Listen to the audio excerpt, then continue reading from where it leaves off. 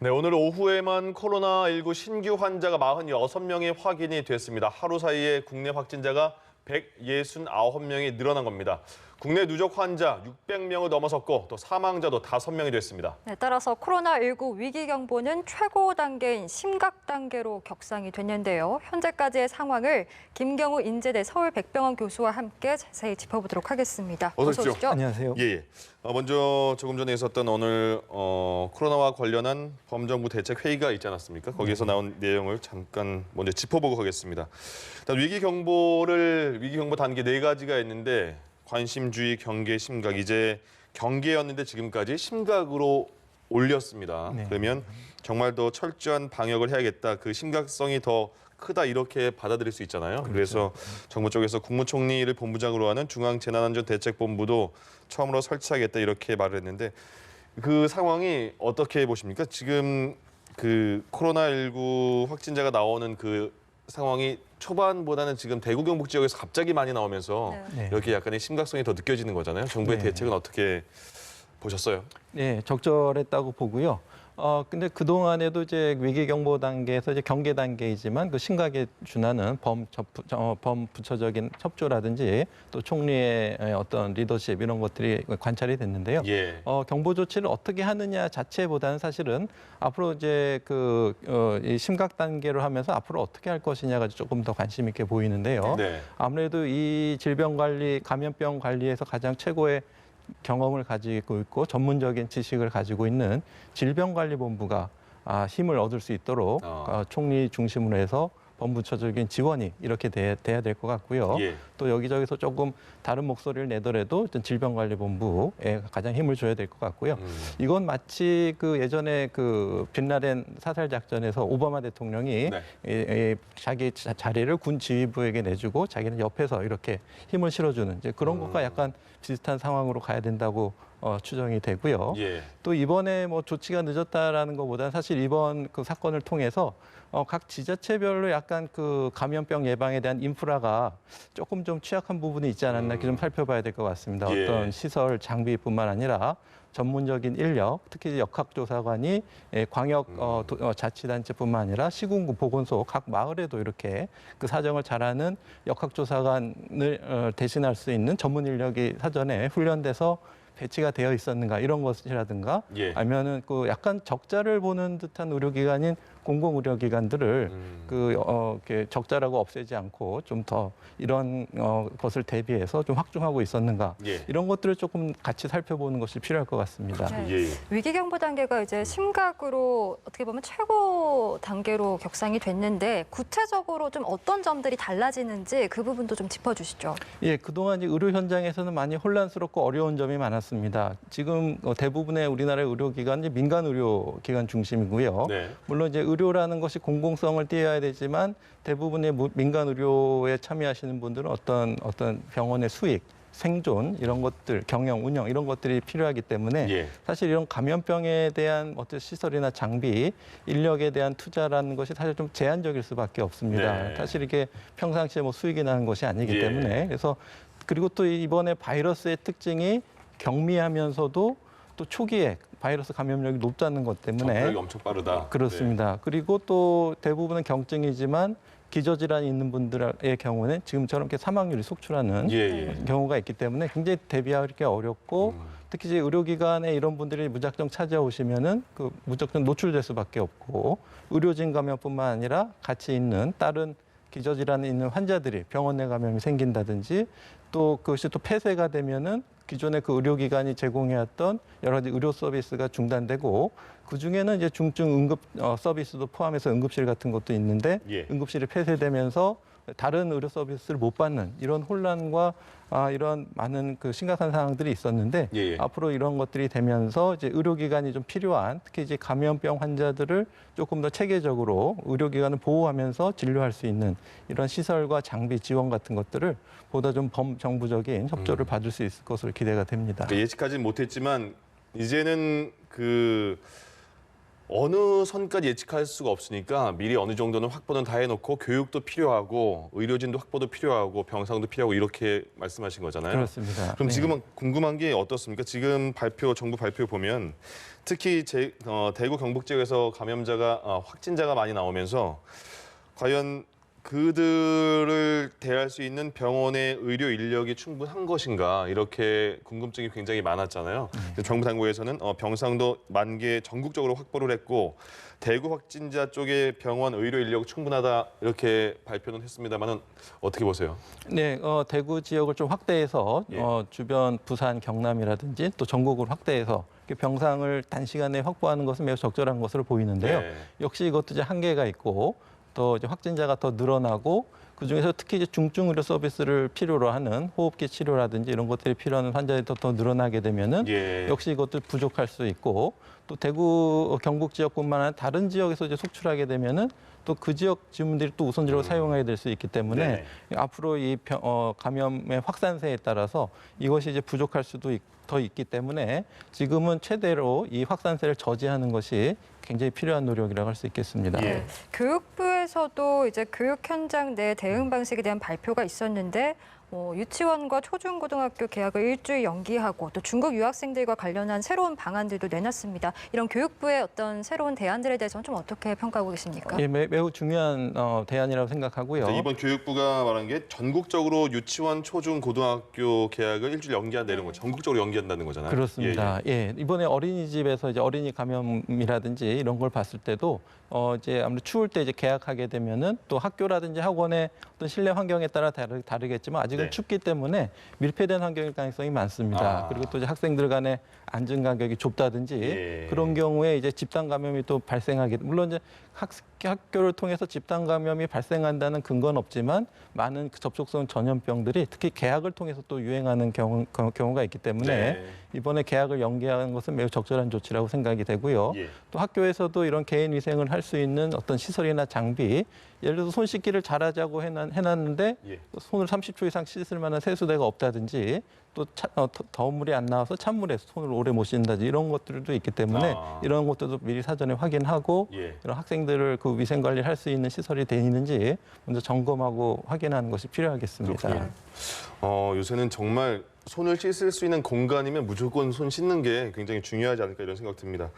자, 그 확진자가 오늘까지 조금 전까지 오늘 오후에 발표난 것까지 보니까 602명이 됐습니다. 그리고 네. 그 가운데 절반 정도가 특정 교회 이제 신천지 교인으로 나왔습니다. 대구에서 보면 교인을 보니까 9,000명이 넘는다 이런 얘기가 나오고 그래서 정부 차원에서 전수조사를 이제 전화로 계속 전화를 했나 보죠. 거기서 증상이 있습니까? 물어봤더니 1,000명이 넘는 정도, 1,200여 명이 내가 이런 열도 나고 증상이 있는 것 같다 이렇게 말을 한 거거든요. 네, 네. 그래서 더 약간의 불안하지 않나 이런 생각이 듭니다. 거기에 대해서 어떻게 앞으로 전망해 볼 수 있을까요? 예, 그 뭐 1,000명, 9,000명 이거 굉장히 많은 숫자입니다. 예, 예. 그리고 한정된 역학조사관으로 이 모든 사람들을 관리한다는 것은 굉장히 힘이 들고 또 끈질긴 노력이 될 텐데요. 네. 그럼에도 불구하고 이분들을 관리한다는 것은 매우 선제적이고 조기에 차단할 수 있는 효과가 있을 거로 생각이 되는데요. 문제는 이런 분들이 이제 뭐 마치 불똥을 튀는 것처럼 전국으로 한두 명씩 가게 되고 또 거기에 계신 분들이 그 지역에서 또 확산을 일으키는 이런 것들이 되고 있는데 예. 아직까지 이렇게 전국으로 튀는 불똥, 특히 이제 군인 같은 경우에 군 내부만 이런 데서 확인했을 때 아직은 대유행이 일어난 그 신천지 교회 같은 대유행은 아직 확인되지는 않아서 예. 비교적 이 광범위한 조사를 통해서 불씨들을 빨리 차단해서 지금 비교적 잘 차단하고 있다고 보는데 혹시 이제 놓친 불씨들이 어디에선가 또 이렇게 대규모 확산을 슈퍼전파 사건 같은 것도 일어나지 않는지 잘 감시하는 것이 매우 필요할 것으로 생각이 근데 하나 됩니다. 더 궁금한 게요. 지금 일단 그 종교 일단 예배를 보다가 이렇게 많이 확진자가 나왔다 이런 얘기잖아요. 네, 네. 근데 궁금한 게 일반 그 다른 종로에서 그 확진이 된 그 분도 일단 교회를 갔거든요. 네, 가서 네. 예배를 봤는데 네, 그분 같은 경우에는 그렇게 확진자가 많이 퍼지지 않았던 것 같아요. 네, 네. 근데 유독 왜 이렇게 이번 그 대구 경북 지역에서의 이 교인에 대해서는 확진자가 굉장히 많이 퍼지는 상황이 됐을까요? 예, 그래서 방역 당국에서 추측하기로는 예. 일단 그 특이한 어떤 예배 방식, 밀접하게 너무 이제 가까이 앉아 있고 네네. 그걸 통해서 비말 감염 기회가 더 많아졌을 거로 생각이 되고 예. 특히 또 말을 하거나 또 뭐 이렇게 큰 소리를 한다든지 할 때 비말이 또 침이 많이 튀니까 그걸 통해서 전염이 됐을 것으로 보고 있고 또 한 번에 이러한 전파가 일어난 건 아니고 그 전주에 또 소규모 유행이 있다가 또 그 교회 밖에서 또 만남을 통해서 또 전파가 되고 또 그런 분들이 다 같이 모여서 또 이렇게 대예배를 볼 때 더 많은 감염이 일어났을 것으로 지금 보고 있는 것 같습니다. 그러니까 비말 감염이라는 게 정말 이 거리가 뭐 1m나 2m나 이게 굉장히 중요하군요. 그렇습니다. 예, 네. 알겠습니다. 지금 또 가장 큰 문제가 신천지 교인들과 관련해서 연락이 되지 않는 교인들이 꽤나 되고 있더라고요. 네, 지금 뭐 경찰 인력을 투입해서 추적 조사를 할 계획이다라고 정부에서는 일단 공권력 투입까지 고려를 하고 있는 모습인데 지금 이 상황이 얼마나 심각하다라고 받아들여야 됩니까? 네, 매우 적절한 조치라고 생각이 되고요. 방역 당국에서 이렇게 연락을 해서 연락을 안 받고 이럴 때 뭔가 공권력, 그러니까 이렇게 할 수 있는 검역법에 따르면 시도자치 단체장이 할 수 있고 이제 의료진은 할 수는 없거든요. 네. 근데 이제 경찰관이 이렇게 보다 조기에 이렇게 적극적으로 참여를 하고 또 개인정보 보호라는 것 때문에 사실은 많은 이런 특히 통신 기록이라든지 이런 거에 제한이 많은데 예, 예. 공권력을 통해서 이런 개인정보나 연락 정보들을 확인해서 GPS 정보도 그렇지만 이렇게 하는 것이 어떻게 보면 개인정보 침해보다는 어떤 공공의 이익을 위해서 필요한 거고 이런 것을 위해서 공권력을 집행하는 것은 뭐 법적으로 타등하고 또 우리 공중보건을 위해서도 필요한 조치라고 생각이 됩니다. 예, 말씀하신 거에 더해서 그런 것도 필요하지 않을까 싶은 게요. 일단 전화로 만약에 조사를 한다면 발열이 되냐, 증상이 있냐 이럴 때 약간의 그러니까 우리 그 시민들도 정말 능동적으로 거기에 대답도 잘 하고 발열이 있거나 증상이 있으면 선별 진료소 먼저 가고 정부가 하는 지침에 대해서 이 상황에선 잘 따라야 되지 않을까 그런 생각도 들어요. 예, 맞습니다. 예. 그래서 대부분은 이제 잘 따르시는 분들이 있는데 네. 간혹 또 이것을 잘 어기시고 무조건 이제 응급실로 이렇게 막 들어오신다든지 예. 또 가벼운 병인데도 뭐 좀 기침이 난다고 싶어서 또 119를 불러서 이렇게 응급실로 오시게 되면은 바로 이제 뚫리게 되거든요. 사실 그분들의 마음은 이해는 가거든요. 그렇죠. 불안하기 네. 때문에 그렇지만 맞습니다. 예, 네, 근데 네. 그렇게 하면 또 병원이 폐쇄도 될 수 있고. 맞습니다. 네. 알겠습니다. 그 대구를 보니까요. 지금까지는 이렇게 어린 아이가 확진자로 된 적은 없었던 것 같은데 증세는 약한 것으로 알려져 있습니다만은 4살의 어린이가 확진자로 됐습니다. 그 동안에는 어린 사람이나 어린아이는 아니면 건강한 뭐 청년층에 대해서는 확진이 있어도 뭐 빨리 낫거나 그렇다. 뭐 어린아이는 확진이 많이 네, 없을 수 있다 네. 이렇게 되는데 이번에 이런 그 아이가 확진이 된 거에 대해서는 어떻게 저희가 봐야 될까요? 네, 그 기존의 연구에서도 이제 어린이들은 별로 감염이 안 된다 이렇게 감염률이 적다고 알려져 있고, 예. 근데 그것이 이제 뭐 여러 가지 추정이 가능했지만 증상이 별로 경미하기 때문에 검사를 안 해서 좀 누락이 된 건 아닌가. 또 아니면 이 감염병의 특징이 어린이한테는 좀 약하게 나는 것은 아닌가. 이렇게 예. 좀 볼 수가 있겠고요. 아무래도 이제 어린이라고 하더라도 또 어떤 감염병에 더 취약한 경우도 있고 어떤 경우에는 그 면역 반응이 조금 약하게 나타나서 이렇게 많이 앓지 않고 지나가는 경우가 있어서 예를 들면은 어떤 전염병 중에는 아이들은 뭐 홍역 같은 경우에 별로 가볍게 앓고 지나가는데 어린이가 가족 간에 어른들을 감염시키면 어른들은 뭐 홍역이 심하게 앓는다든지 뭐 예, 이럴 예. 수가 있는 감염병적인 특징이 있어서 어린이도 그 비교적 증상이 경미하다고 알려져 있지만 어린이도 감염될 수 있고 또 어린이뿐만 아니라 같이 생활하는 가족들, 특히 이제 성인 어른이나 또 아니면 고령의 어르신들이 있다면 예. 증상이 경미한 어린이를 통해서 그 가족이 또 감염될 수 있다는 면에서 어린이 감염 예방도 매우 중요한 시점이라고 할 수 있겠습니다. 예. 네, 알겠습니다. 자, 오늘 새로 나온 내용을 좀 중심으로 질문을 드려보도록 하겠습니다. 앞서서 정부가 이제 안심병원을 운영해서 의사들의 원격 진료를 한시적으로 허용하겠다라고 밝혔는데 사실 이 부분에 대해서 지금 의사협회에서는 반발이 있다고 해요. 왜 반발을 하는 거고 만약에 의사협회에서도 몇몇 의사들은 불참 의사도 밝혔다고 하거든요. 그렇다면 이 원격 진료라는 게 현실성이 있는지 그 부분에 대해서도 좀 어떻게 생각하시는지 궁금합니다. 네, 이 코로나19는 그 의사협회는 주로 이제 동네 의사 선생님들 위주로 개업이 위주로 이렇게 되어 있는 단체인데요. 이 코로나19는 그 동네 병원에서 동네 의원에서 볼 수 있는 바이러스 질환이 아닙니다. 그러니까 이분들이 의사가 증상만을 통해서 확인할 수도 없고, 물론 독감 같은 경우에는 지금은 이제 10분 만에 검사할 수 있는 면역 크로마토그래피법이 있어가지고 예. 신속 진단법이 있기 때문에 동네 의원에서 쉽게 하실 수 있지만 네네. 아직은 이 코로나19는 그렇게 신속 진단법이 없기 때문에 네. 물론 이제 신속 진단법이 빨리 좀 개발이 돼서 조기에 환자를 쉽게 진단해서 차단하고 그런 것이 필요할 텐데 아직까지는 그 동네 의원에서 이 코로나19를 볼 수는 없고 네.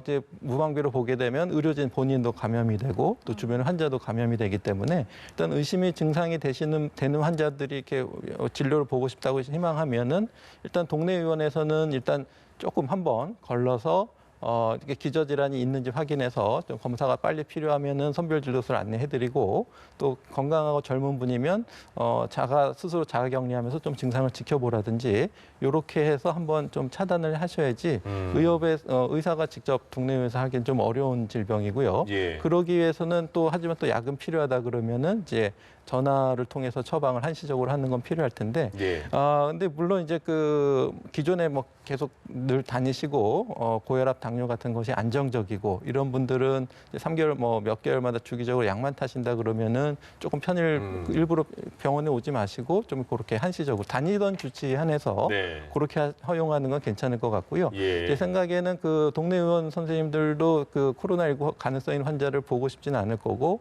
또 열이 난다 그러면은 병원으로 다른 병원 가라고 이렇게 안내를 하고 있는 상황이기 때문에 네네.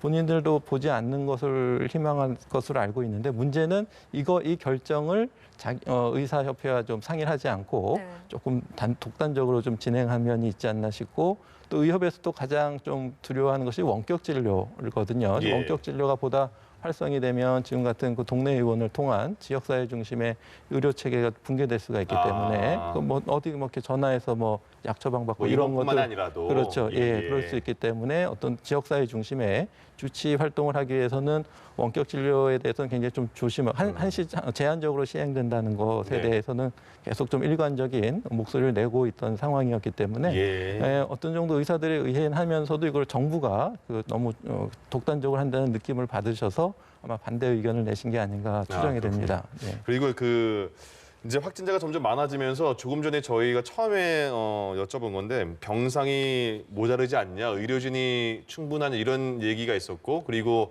저희가 계속 그 전문가분들에게 얘기를 들으니까 확진이 되면 음압병실 한 명당 음압병실 하나에 그 입실해야 되는 게 맞다. 그런데 지금 음압병실이 모자르다 이런 얘기가 많이 나와서요.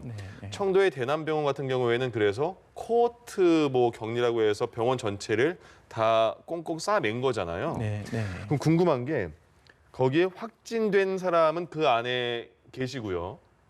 음성인 분들은 나오신 거잖아요. 그렇죠. 그러면 1인 1실도 아니고 같이 모여 계신 거 아닙니까? 아니면 지금 하면서도 그 원내 감염을 막기 위해서 1인 1실로 가급적이면 그렇게 배정을 하고 1인 1실이 부족한 경우에는 임시적으로 이렇게 단인실에 경막을 쳐서 칸막이가 있고 또 충분히 위생 관리를 하도록 그렇게 관리를 하고 있는데 물론 이제 그 안에 계신 분들은 전에보다는 이제 활동에 제한이 많을 겁니다. 병실을 나가려고 해도 제한이 많고 하고 싶은 게 굉장히 제한이 많으셔서 그러실 텐데 일단은 코호트 격리되면 또 여기 다른 시설과는 다르게 여기 있는 분들은 또 계속 지속적인 의료 치료를 받으셔야 되는 분이기 때문에 다른 시설에 입소하실 수가 없습니다. 그렇기 궁금한 게 그래서요. 네네. 그 확진이 받은 분들이 같이 생활을 하게 되는 거잖아요. 그러면 더 그 증상이 심해지는 게 아닌가. 그분들만 계속 있으시면 어떤 또 바이러스에 또 노출이 돼서 그리고 거기에서는 또 의료진도 같이 안에 함께하면 의료진은 어떻게 방역을 충분히 하고 진료를 할까 이게 궁금했거든요. 어떻습니까? 그렇습니다. 그 기존에 하지 않을 때마다 제약이 많을 겁니다. 방호복도 써야 되고 또 환자를 진료할 때마다 또 감염 주의해야 되고 또 먹는 것부터 식사부터 해가지고 옷, 화장실 이런 일상생활 같은 걸 다 챙겨야 되기 때문에 이제 어려운 점이 많을 텐데 그래도 이제 의료진은 이제 보호를 하고 또 의료진을 도와주는 어떤 청소하시는 분이라든지 이런 분들도 다 방호복을 입고 다 관리를 하고 있고요. 이제 이분들이 이제 코로나19에 감염된 것뿐만 아니라 다른 질환이 또 있는 경우가 많기 때문에 특히 이제 정신질환이 있으시다면 그 정신질환의 종류에 따라서 또 협조가 또 잘 안 되실 수도 예. 있거든요. 그래서 이중의 어려움이 예상되고 있는 상황인데 네. 지금 보다 어떻게 지금 되고 있는지 살펴봐야 되겠지만 기본적으로 이제 환자분들은 격리를 하고 의료진은 충분한 방호를 하면서 환자들을 계속 기존의 환자들 진료를 유지하고 있는 것으로 알고 있습니다. 일단 그 안에선 최대한 1인 1병실을 유지하기 위해서 노력을 하고 있는 거군요. 그렇습니다. 알겠습니다. 네. 네, 그리고 감염이 됐다가 완치된 후에 그 퇴원을 했는데도 양성 판정을 받는 경우가 지금 중국에서 잇따라 발생을 하고 있잖아요. 그래서 지금 이게 검사가 부정확할 수도 있을 거고 퇴원을 했는데도 바이러스가 남아 있어서 이런 경우가 있을 수도 있을 텐데 상황이 이렇다 보니까 이게 완치가 됐다고 해도 앞으로 한 2주 정도는 더 격리가 필요하다는 주장들도 나오고 있습니다. 이 부분에 대해서는 좀 어떻게 보시나요? 네, 그동안 중국에서 이런 검사법에 대해서는 조금 좀 확인이 안 된 부분이 있습니다. 그래서 중간에 한번 중국에서 감염 확진자 통계를 바꾼 이유가 이게 임상 진단으로 확진자를 통계하면 이게 검사법을 믿을 수 없다 이런 논의도 있었고요. 정확도가 떨어진다 이런 논의도 있었는데 아마 이제 그런 가능성도 좀 생각해봐야 될 것 같고 네. 검사 키트 자체의 어떤 정확도가 떨어지는 건 아닌지 그리고 이제 검사하는 것이 우리가 이제 검체를 채취해야 되는데 뭐 비인두, 구인두 또 뭐 객담 이렇게 채취를 해야 되는데 네. 채취 과정에서 충분히 제대로 되지 않았다면은 바이러스가 있는데도 불구하고 좀 이렇게 헛짚어서 바이러스가 안 나올 수도 있거든요. 그래서 뭐 그런 가능성들을 봐서 아마 그렇지 않았을까 싶고 검사는 어떤 식으로 지금 말씀하신 게 뭐 콧물, 가래 막 이런 거잖아요. 네네, 그럼 어떻게 네. 채취하는 거죠? 우리 작은 면봉을 이용해서 예, 예. 하나는 이제 구인두라 그래서 코 안으로 들어가면 이제 그 목구멍 인후가 닿는 부분이 예, 있습니다. 예. 거기까지 넣어서 한 10회, 15초 정도 검체를 수압을 한 다음에 그것을 이제 배지에 이송해서 예. 그다음에 그것을 검사를 하게 됩니다. 면봉 같은 걸로 깊게 넣어서 그 점액 같은 거를 그 침이나 그런 걸 그렇습니다. 분비물을 채취한다는 거죠? 채취하고요. 또 이제 폐렴이 있어서 객담이 나오시는 분들은 예. 이제 객담을 채취하셔야 되는데 아마 이제 음성이 됐다가 양성이 나오신 분은 이제 우리가 아직 코로나 바이러스 19를 앓고 나서 과연 면역 항체가 생길 것인가? 라는 거에 대해서는 아마 생길 것 같은데 또 아닐 수도 있거든요. 항체가 그게 면역 항체가 아니라면은 나왔다가 또 워낙 유병률이 높은 지역에서는 또 재감염이 된 건 아닌지도 뭐 여러 가지 가능성을 좀 살펴봐야 될 것 같습니다. 알겠습니다. 좀 네. 마지막으로요. 네. 그 지금 이렇게 일단 지금은 대구 경북에서 많이 발생하고 있습니다만은 그 전국적으로 지금 17개 시도에서도 다 확진자가 나온 상태거든요. 지금 상황에서 전망하기가 쉽지 않겠지만 어느 정도까지 이게 확산될 것인가가 궁금하고 물론 뭐 예측하기 쉽지 않겠지만 그리고 지금 단계에서는 막기 위해서는 어느 걸 중점적으로 해야지 가장 효율적일까 이걸 마지막으로 여쭤볼게요. 예, 일단은 그동안 신종 감염병이기 때문에 바이러스의 특징을 잘 모르고 있었는데 네. 나오는 연구들을 이렇게 분석해 보니까 증상이 경미한 경우가 있고 또 증상 초기에 배출되는 바이러스 양이 상당히 많다라는 거고요. 예. 이렇게 모든 감염병이 그렇지만 이제 병이 이제 걸려서 심각하게 앓으면은 활동을 못하시고 병원에 입원하시기 때문에 네. 어떻게 보면 그 지역사회 전파가 되는 속도가 좀 더딥니다. 근데 이런 감염병의 경증을 앓는 경우에는 뭐 돌아다니시기 때문에 오히려 또 전파가 더 잘 되는 특징이 있습니다. 네. 그래서 경미하고 초기의 감염력이 높기 때문에 아마도 전파는 우리나라뿐만 아니라 전 세계적으로도 아마 진행이 될 걸로 좀 조심스럽게 생각이 되고요. 예. 그러기 위해서는 이제 진짜 완전히 봉쇄하는 게 불가능하다 그러면은 이제 이미 어떻게 보면은 유행하고 있는 인플루엔자라든지 그런 것처럼 조기 진단할 수 있는 방법들을 개발하고 그다음에 치료약, 예방 백신 이걸 통해서 잘 관리하는 것이 이제 앞으로 필요할 텐데 그러기 위해서는 좀 신속하게 또 진단할 수 있는 방법들을 빨리 확보해서 조기에 차단하고 그다음에 개발을 백신이나 치료제가 나올 때까지 최대한 이 확산세를 저지시켜서 중환자가 많이 나오는 것을 빨리 예방하는 것이 가장 효과적인 방법이라고 생각이 됩니다. 네, 네, 알겠습니다. 알겠습니다. 어제와 오늘 그리고 오전과 오후의 상황이 계속해서 급변하고 있습니다. 저희가 새로운 소식 들어오는 대로 바로바로 전달해 드리도록 하고요. 네. 지금 현재까지의 상황을 김경우 인제대 서울백병원 교수와 함께 짚어봤습니다. 교수님 오늘 고맙습니다. 고맙습니다. 예. 감사합니다.